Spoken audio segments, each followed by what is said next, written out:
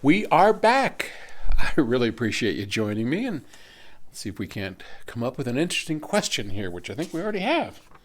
Kevin in Illinois. Kevin asks, several months ago there was a mention of producing a music server. Ah, yes. Is that still in the works? Thanks, Kevin. You bet it is. It's works is implying that, boy, it's right around the corner, and it is certainly not that. So let me tell you a little about where we are with the Octave music server. So a music server, if we want to back up a little bit, is essentially a computer in a box, right? So you probably have a music server right now. If you have iTunes, you have a music server. If you have JRiver, if you have Rune, any number of music management programs that are located on a computer form what we would call a music server. A dedicated music server has a SBC, a single board computer of some kind, a motherboard or whatever, inside of a hi-fi box with a dedicated power supply, perhaps a hard drive, and outputs to connect to a DAC. So it's just a dedicated piece of hardware that will play back recorded music on a hard drive or stream music, say from Tidal, to a DAC, and it's sort of the interface that makes all of this possible, okay? So we, of course, make what's called the network bridge right now, and the bridge is a separate board that goes inside of our DACs, the direct stream products, or the Perfect Wave products from before, and it's kind of a server. It's almost very much a server, but it's more of a streamer. So on that, if you wanted to play Rune on the bridge, you would have to have a computer that had the Rune server, or you might have a NAS. I think Rune guys now have a way to connect up their software onto a NAS. But all that said, it's not what I would call a true server, and Octave will be a true server. Now, the secret to building a great server is twofold.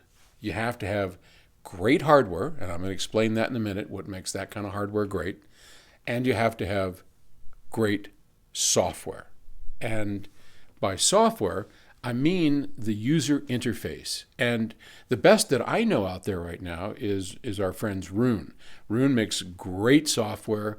It's fun to use. I mean, there are some things I don't like about it, but you know, it really is the best out there. Now, in my system, I use an iPad, and I still use iTunes and BitPerfect. BitPerfect is some software for us Mac people that allows us to use iTunes as our interface, our user interface, so we can see what albums we want to play, make playlists, and do all of that. But when we hit play on our musical interface, the iTunes musical interface, then the server itself, that's called the controller, and the server itself kicks in and connects up the output stage of my, in this case, Mac Mini, to a hard drive that is containing the music, right? And it connects, that's what the server does. It connects those two and then makes sure that it routes to the actual player inside of the computer or server, and then spits it out in the appropriate format to your DAC. And in my case, it's USB.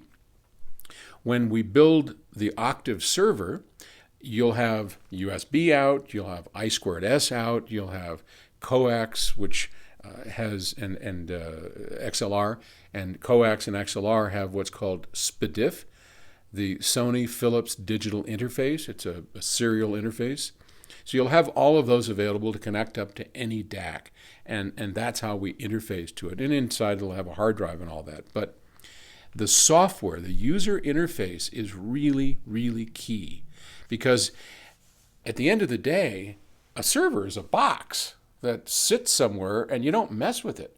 What you mess with what you touch, what you interface with, will be your iPad or your phone or maybe your computer screen. But most of us are going to have some kind of handheld mobile device. In my case, I'm an Apple kind of guy, so I'll have an iPad, and you might be an Android kind of guy. And so maybe you'll have an Android tablet. And there, we're going to scroll through our library, hit a button, and connect with the artist, find what we want to play, and it plays through our stereo system. So that's why the user interface is so critical, because when all is said and done, that's really what you're interfacing with. That's what allows you to choose what you want to hear. And that's why we've spent well over a year, we're actually going into almost 2 years now of work on this user interface called Octave, which we'll make available pretty soon for people to see what it's like, because it's really cool. I am so excited about it. Quickly now on the hardware. We're going to have a number of these, but we're going to start out with the main Octave server, which will be in a chassis that's very similar to a direct stream DAC or our Perfect Wave products. We call it our Perfect Wave chassis, standard 17-inch model. Inside, of course, the necessary single board computer. I think we'll probably use some kind of Intel-based device. But the trick here, and this is what's really important, regardless of what's in there, the single board computer is an extremely noisy device.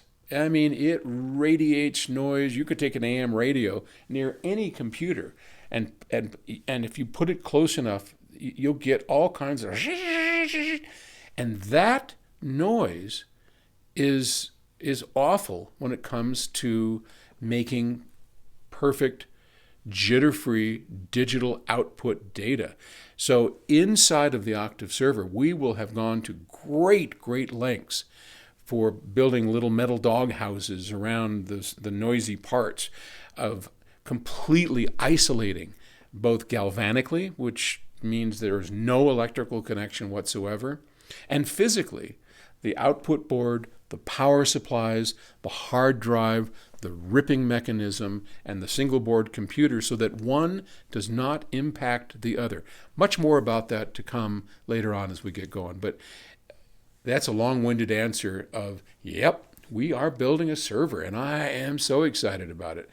Lots to know, lots to learn, and I'll let you know as we make progress. Thanks for a great question. Bye-bye.